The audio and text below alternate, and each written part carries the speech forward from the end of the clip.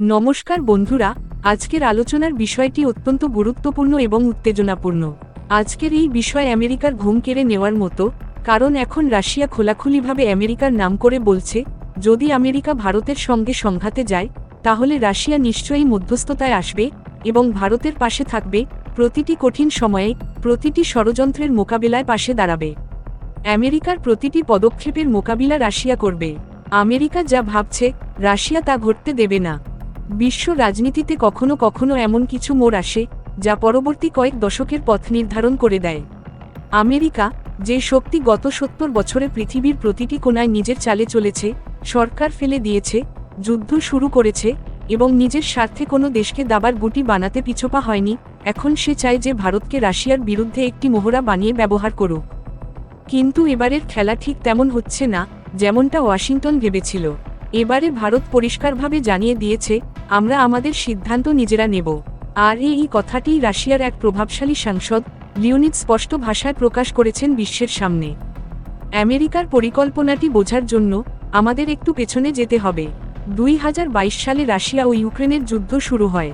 America ও Europe তখন ভাবে, রাশিয়াকে দুর্বল করার সবচেয়ে সহজ উপায় হল তাকে অর্থনৈতিকভাবে বিশ্ব থেকে বিচ্ছিন্ন করে দেওয়া। এর জন্য তারা 3টি ধাপ তৈরি করে। প্রথম ধাপ, রাশিয়ার সঙ্গে সরাসরি ব্যবসা করা দেশগুলোর ওপর চাপ সৃষ্টি করা, যাতে কোনো বড় অর্থনীতি যেন রাশিয়ার তেল, গ্যাস বা প্রতিরক্ষা বাজারে অংশ না নেয়। দ্বিতীয় ধাপ, সেকেন্ডারি স্যাংশন, অর্থাৎ যে দেশগুলো রাশিয়ার সঙ্গে ব্যবসা করবে, তাদের উপরেও আমেরিকার নিষেধাজ্ঞা চাপানো হবে।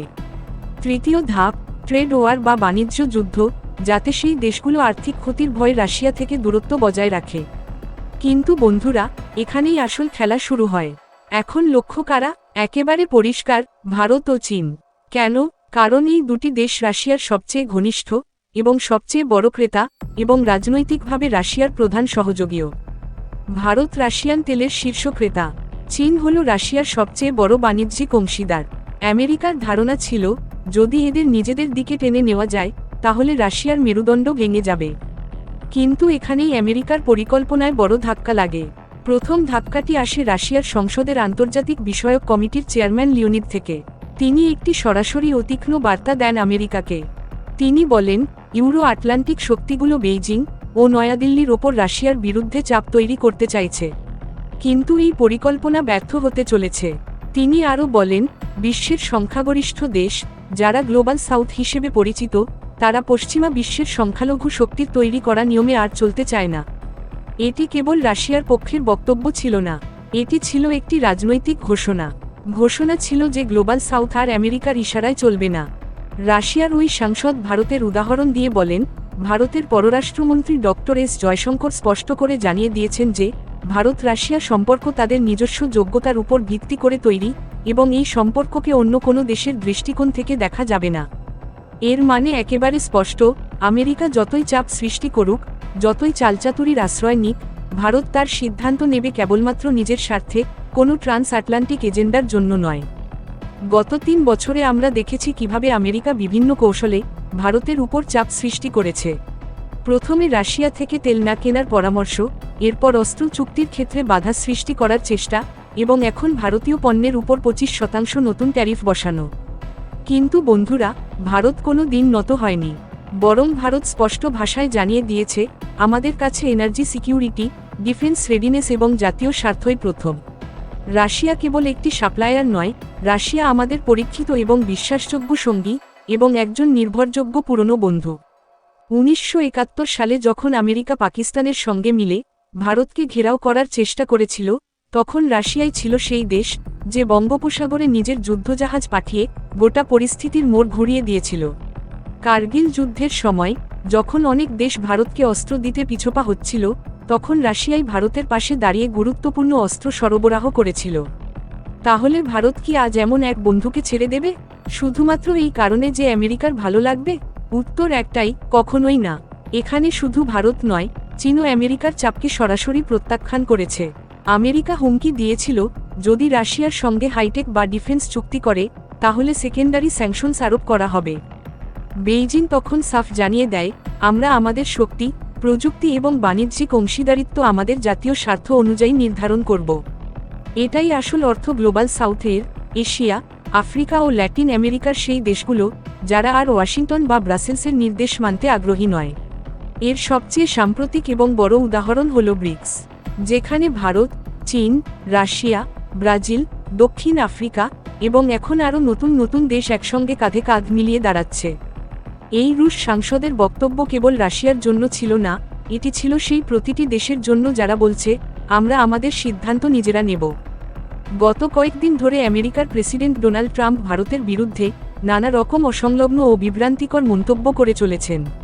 তিনি যে কোনোভাবে ভারতকে চাপে ফেলতে চাইছেন। তবুও ভারত বারবার স্পষ্ট করে জানিয়ে দিয়েছে, আমাদের জ্বালানির চাহিদা নির্ভর করে বাজারের পরিস্থিতি ও খরচের উপর। সুতরাং আমেরিকা যতই চেষ্টা করুক, ভারত জাতীয় স্বার্থ বিবেচনা করেই সিদ্ধান্ত নেবে। এদিকে ব্লুমবার্গের রিপোর্ট অনুযায়ী ভারতীয় রিফাইনারিগুলিকে পরামর্শ দেওয়া হয়েছে যেন তারা বিকল্প সরবরাহ পরিকল্পনা তৈরি রাখে। যদি ভবিষ্যতে রাশিয়া থেকে সরবরাহ ব্যাহত হয়, তাহলে অন্য উৎস থেকে সেই ঘাটতি পূরণ করা যায়। ভারতের সরকারি তেল সংস্থা ইন্ডিয়ান অয়েল কর্পোরেশন সম্প্রতি আমেরিকা থেকে 50 লাখ ব্যারেল এবং আবুধাবি থেকে 20 লাখ ব্যারেল তেল কিনে ফেলেছে। এই পদক্ষেপ ভবিষ্যতের জ্বালানি সরবরাহ নিশ্চিত করা ও উৎসগুলিকে বৈচিত্র্যময় করার একটি কৌশল হিসেবেই দেখা হচ্ছে। আর সবচেয়ে গুরুত্বপূর্ণ তথ্য হল, রাশিয়া ইউক্রেন যুদ্ধ শুরু হওয়ার পর থেকে ভারত এখন রাশিয়া থেকে সমুদ্রপথে আমদানিকৃত অপরিশোধিত তেলের সবচেয়ে বড় ক্রেতা হয়ে উঠেছে। যেখানে এক সময় এই আমদানি ভারতের মোট আমদানির প্রায় 0% ছিল, এখন তা এক বিশাল অংশে পরিণত হয়েছে। এখন ভারত রাশিয়ার তেল রপ্তানির প্রায় 1/3 কিনছে। আর এই পদক্ষেপ নিয়ে আমেরিকা ও ইউরোপীয় ইউনিয়ন ভারতকে করা সমালোচনার মুখে ফেলেছে। তাদের দাবি, এই ধরনের কেনাবেচা রাশিয়ার যুদ্ধ প্রচেষ্টাকে পরোক্ষভাবে সমর্থন করার মতো। কিন্তু ভারত একেবারে স্পষ্টভাবে এই অভিযোগ প্রত্যাখ্যান করেছে। ভারত জানিয়ে দিয়েছে যে, আমরা এই কাজ কোনো রাজনৈতিক উদ্দেশ্যে করছি না। বরং যদি ভারত রাশিয়ান তেলের আমদানি কমিয়ে দেয় বা বন্ধ করে দেয়, তাহলে আবারও মধ্যপ্রাচ্যের দেশগুলো থেকে কাঁচা তেল কিনতে হবে, যেখানে তেলের দাম অনেক বেশি। এর ফলে দেশের জ্বালানি আমদানির খরচ বহুগুণ বেড়ে যাবে এবং ভারতের অর্থনীতির উপর বড়সড় চাপ পড়বে। কিন্তু বন্ধুরা, এই খবর, এই কাহিনী, এই পর্ব শুধুই ভূ রাজনীতি এর গল্প নয়। এটি আত্মসম্মানের এক উজ্জ্বল কাহিনী। আমেরিকার পরিকল্পনা ছিল ভারতকে রাশিয়ার বিরুদ্ধে এক অস্ত্র বা মোহরায় পরিণত করার। কিন্তু ভারত সেই পরিকল্পনাকে সম্পূর্ণ ব্যর্থ করে দিয়েছে। আজ ভারত সারা বিশ্বকে প্রমাণ করে দিয়েছে, আমরা বন্ধুত্ব কিভাবে পালন করতে হয় তা জানি। আমরা বুঝি অংশীদারিত্বের প্রকৃত মূল্য কী, এবং সবকিছুর ঊর্ধ্বে আমরা আমাদের স্বার্থে, আমাদের আত্মমর্যাদার প্রশ্নে কারোর সামনে মাথা নত করি না। বন্ধুপ্রতিম দেশগুলোর এই মঞ্চ থেকে আমার বক্তব্য একদম পরিষ্কার, ভারতের বার্তাও একদম স্পষ্ট। যতদিন ভারত তার কৌশলগত স্বাধীনতা বজায় রাখবে, ততদিন কোনো শক্তি ভারতকে দাবার গুটি হিসেবে ব্যবহার করতে পারবে না।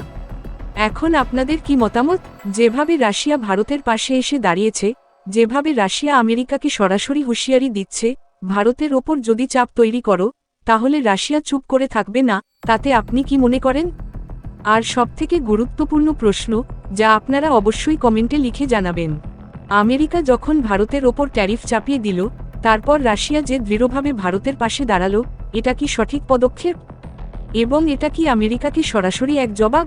আপনার মতামত জানাতেই হবে, কারণ এটা শুধু তেল বা ব্যবসার প্রশ্ন নয়, এটা আত্মমর্যাদার, স্বাধীন সিদ্ধান্ত নেওয়ার সাহসের এবং প্রকৃত মিত্রতার মূল্য বোঝার প্রশ্ন। আর যদি ভিডিওটি পছন্দ হয়ে থাকে, তাহলে একটি লাইক দিয়ে আপনার বন্ধুদের সঙ্গে শেয়ার করুন, যাতে তারাও এই তথ্য জানতে পারে। এই রকম আরও জ্ঞানবর্ধক ভিডিও দেখতে চাইলে চ্যানেলটি সাবস্ক্রাইব করুন এবং বেল আইকনে ক্লিক করে অল অপশনটি সিলেক্ট করে রাখুন। জয় হিন্দ।